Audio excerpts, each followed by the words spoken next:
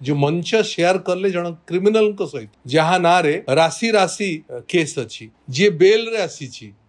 एवं jar jail दिबा थय आज सबु सीमा टपी गला जेतबळे भिन्न स्वादर दल पार्टी विथ डिफरेंस राष्ट्रीय अध्यक्ष सम्माननीय जेपी नड्डा को तांको सहित स्टेज मध्य शेयर करले। आज भारतीय जनता पार्टी राष्ट्रीय अध्यक्ष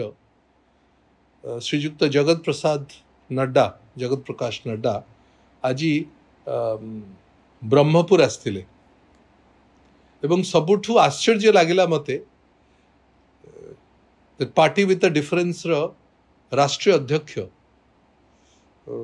मु जानिनी तांको पाखरे खबर अच्छी कि नहीं मु जानिनी ओडिशा प्रदेश यूनिट उचित खबर तांको पाखे रखी कि नहीं। आज सी डायस जो मंच शेयर करले जन क्रिमिनल को सहित जहाँ ना रे राशि राशि केस अच्छी जी साधारण लोकंकर युवक मानकर पाई चाकरी करदे बोली पैसा नहीं जाइथिले निर्दिष्ट एक घरोई कंपनी रे जी कोविड समय जहाँ जहाँ करिसेंते आमे समस्त जानिछे ये समस्त कथा जहाँ ना रे आक्षेप अच्छी जहाँ ना रे मकद्दमा चली जी जेल को जाइछि जी बेल रे आसी एवं जार जेल दिबा थय एभली लोकंक सहित जहाँ को पार्टी भारतीय जनता पार्टी एठी लोकसभा प्रार्थी भी करला आज सबु सीमा टपी गला जेतबळे भिन्न स्वादर दल पार्टी विथ डिफरेंस राष्ट्रीय अध्यक्ष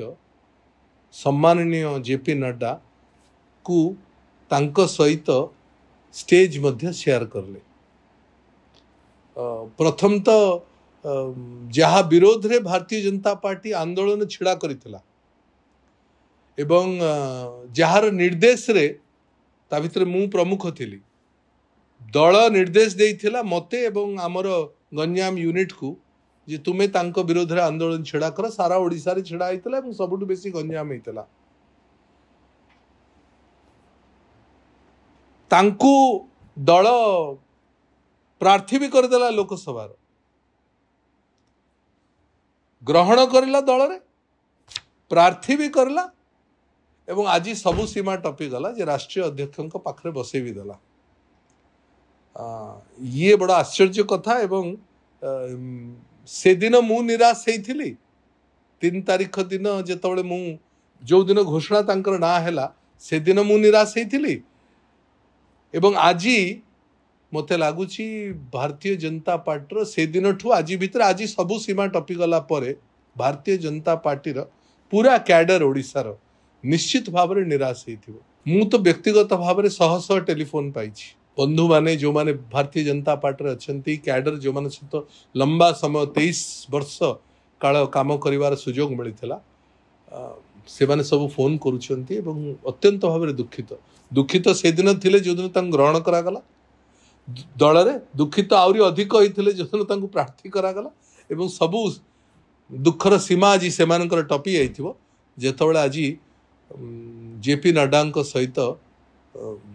से व्यक्ति आज डायस शेयर करले।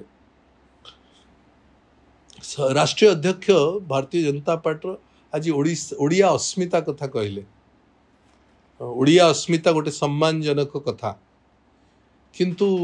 कहा को नहीं कि ओडिया अस्मिता को टेक रखी भारतीय जनता पार्टी